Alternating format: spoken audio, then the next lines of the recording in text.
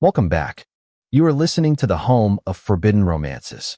Prepare yourself, because tonight's story will leave you breathless.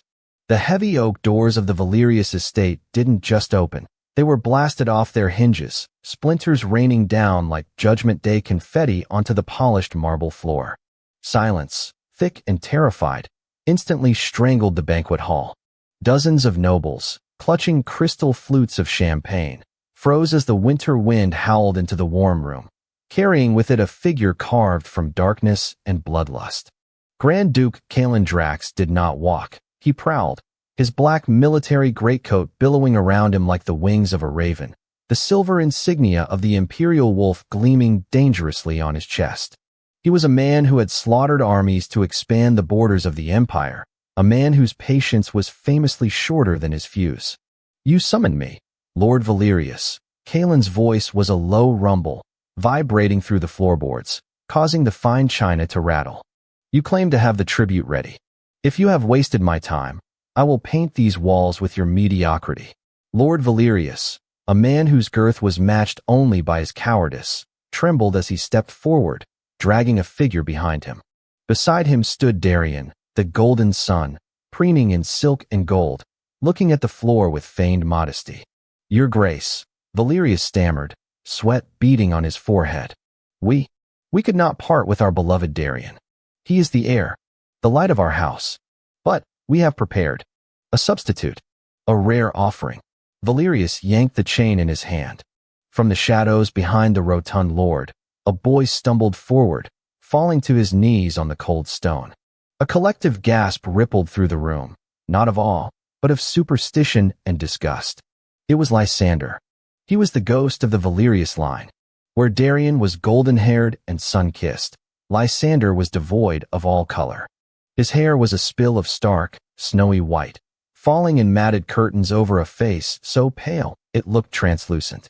He wore nothing but a thin, ragged tunic that hung loosely off his emaciated frame, exposing wrists bruised purple from manacles. But it was his eyes that made the nobles recoil. Irises of a piercing, shocking violet red, the mark of the cursed blood.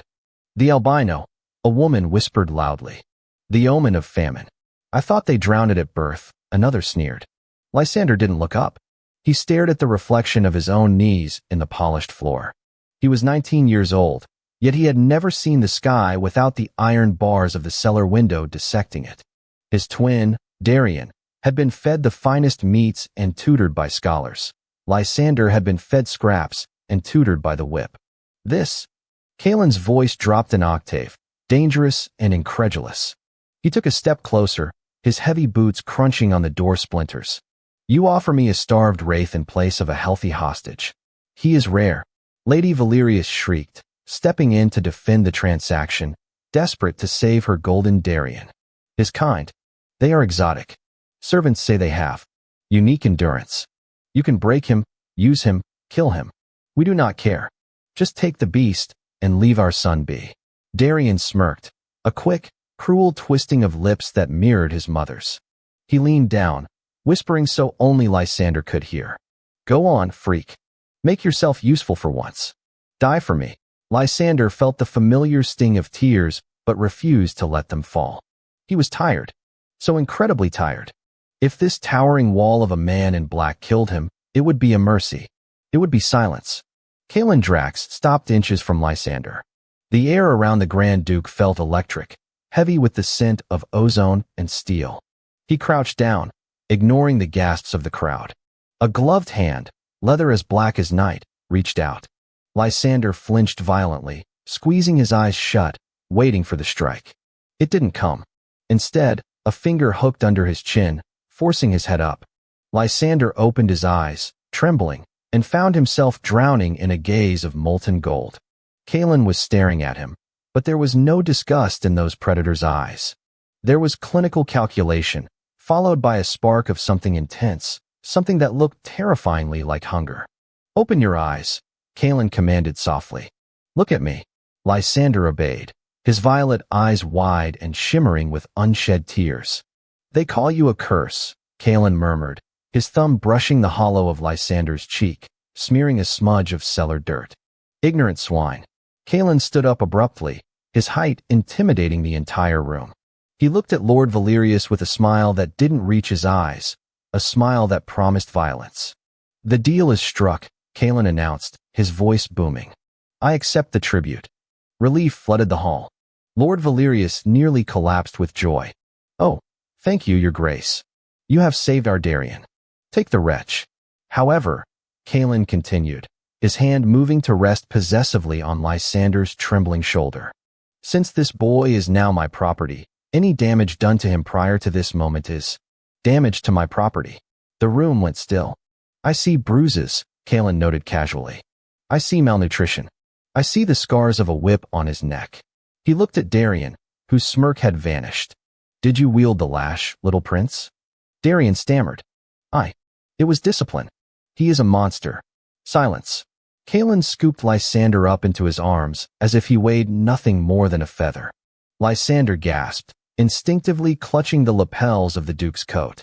He had never been held. Not once. The warmth radiating from the man was overwhelming. "We are leaving," Kalen declared, turning his back on the family. "And pray I do not return. Because if I find out this boy has so much as a fractured bone that hasn't healed right, I will burn this estate to the ground with all of you inside it." The carriage ride was a blur of velvet seats and terrifying silence. Lysander sat huddled in the corner, knees to his chest, trying to make himself disappear. The Grand Duke sat opposite him, reading a dossier, but Lysander could feel the golden eyes tracking his every micro-movement. "Stop shaking," Kalen said, not looking up. "I don't bite. Unless asked." Lysander swallowed hard, his voice a rusty scrape. Are you going to eat me?" Kalen paused. He lowered the papers, a look of genuine confusion crossing his sharp features. "Eat you?" Mother said. "She said you are the wolf of the north. That you eat the souls of the weak." Kalen let out a short, sharp bark of laughter. It wasn't mocking, it was amused. Metaphorically, perhaps. Literally? No. The cuisine in the north is far superior to raw boy. He reached into a compartment and pulled out a thick wool blanket. He tossed it across the carriage. It landed over Lysander, heavy and smelling of cedar and musk. "Wrap up. You're shivering, and it annoys me." Lysander pulled the blanket tight, the warmth seeping into his bones. "Why?" he whispered. "Why did you take me? Darien is beautiful. He is strong. I am just nothing." Kalen leaned forward, elbows on his knees, invading Lysander's personal space. "Your family sees a lack of pigment and thinks defect. I see a canvas unmarred by the chaotic colors of the world. And your eyes." Kalen's voice dropped to a whisper. "Violet eyes are not a curse, little moon. In the ancient texts of the north, they are the sign of a seer, a conduit for magic." Lysander blinked. "Magic?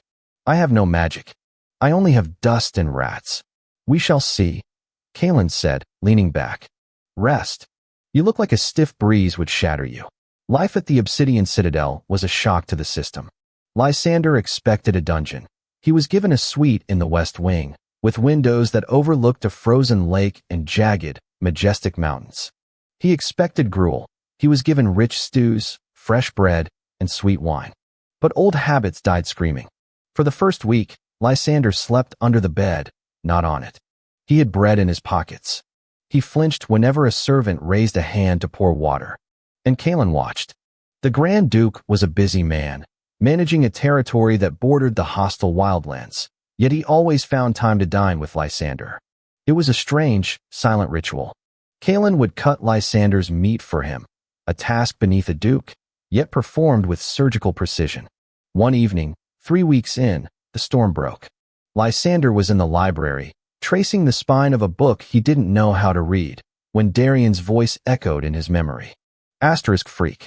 Useless. Ghost. Asterisk. He knocked a vase over. It shattered. Panic, cold and absolute, seized him. He fell to his knees, frantically trying to gather the shards with his bare hands, slicing his fingers open. Blood, bright red and human, dripped onto the carpet. "No, no, no," Lysander whimpered. Don't see. The door opened. Lysander curled into a ball, hands over his head. I'm sorry. Don't lock me in the dark.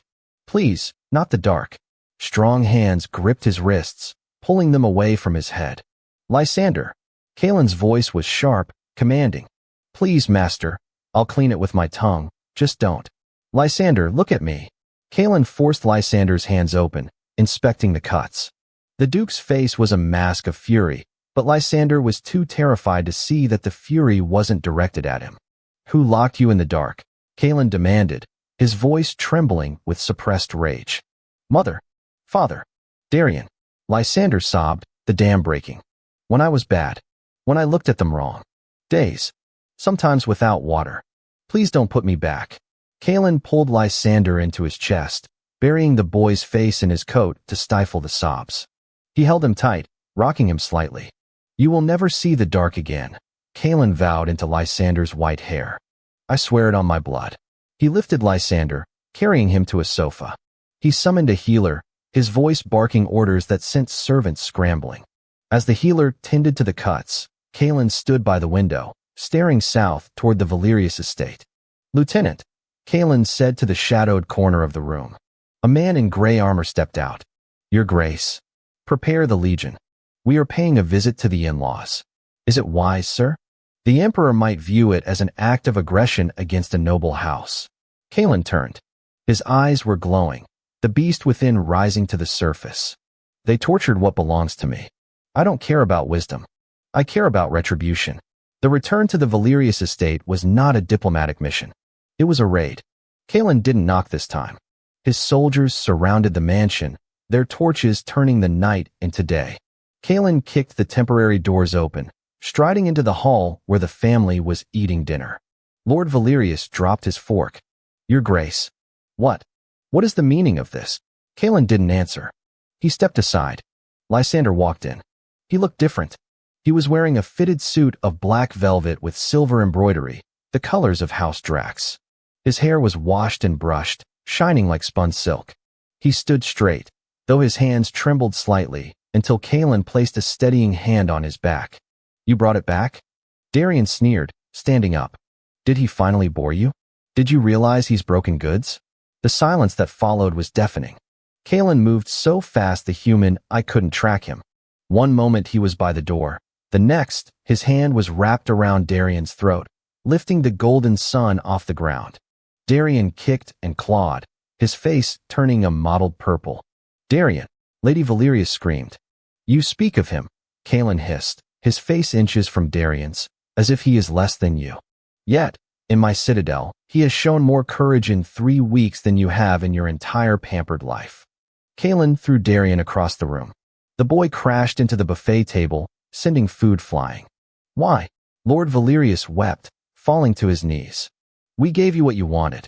You gave me a treasure because you were too stupid to recognize its value, Kalen said cold. You starved a seer. You beat a boy whose blood carries the ancient magic of the frost. Kalen turned to Lysander.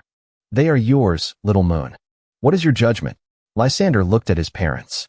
He looked at his brother, groaning in the wreckage of the food he loved so much. He remembered the cold cellar, the hunger, the darkness. He took a deep breath. I don't want them dead, Lysander said softly. Kalen raised an eyebrow. Mercy? They do not deserve it. No, Lysander said, his voice gaining strength. Death is quick. I want them to live. I want them to live without their gold, without their titles, without this house. He looked at Darian. I want them to work in the fields. I want them to know what it is to be hungry. Kalen grinned. It was a feral, proud thing. Exile and destitution, Kalen agreed. A fitting punishment. He snapped his fingers. His soldiers moved in, dragging the screaming nobles away. Wait! Darian shrieked as he was hauled up. You can't do this. I am the heir. You are nothing, Kalen said, dismissing him. And you will be forgotten. As the hall cleared, leaving only the two of them, Kalen turned to Lysander. The adrenaline faded, replaced by that intense, simmering heat. You did well, Kalen murmured. You really think I'm a treasure? Lysander asked, his voice small. Kalen stepped close, cupping Lysander's face. Lysander, I have conquered kingdoms. I have owned palaces. But until I found you, I had nothing worth protecting. He leaned down, his lips brushing against Lysander's forehead, then his eyelids, and finally, hovering just over his lips. "You are my moon," Kalen whispered against his mouth. "And I am the night that keeps you safe." Lysander closed his eyes, and for the first time in his life, he didn't see the dark. He saw only gold. And that is how the viper tamed the wolf. If you enjoyed seeing Kalen destroy the people who hurt his beloved, destroy that like button. And tell me in the comments, would you have shown them mercy like Lysander, or let Kalen finish the job? I'll be reading your answers. Subscribe for the next chapter. Until then, prompt image. Prompt, masterpiece, best quality, high-res, 1.2. Korean manhwa style, semi-realistic, digital art, 2 min, BL, Yaoi, Man 1. Kalen, tall muscular warlord, short black hair, glowing golden eyes, wearing ornate black military coat with fur collar, protective dominant pose, intense expression. Man 2. Lysander, albino, distinct white hair, pale skin, violet eyes, wearing elegant black velvet suit with silver embroidery, looking up shyly, fragile beauty. Background is a destroyed luxury. Banquet hall, shattered wood and glass, soldiers in background holding torches, dramatic lighting, emotional atmosphere, cinematic composition, intricate details.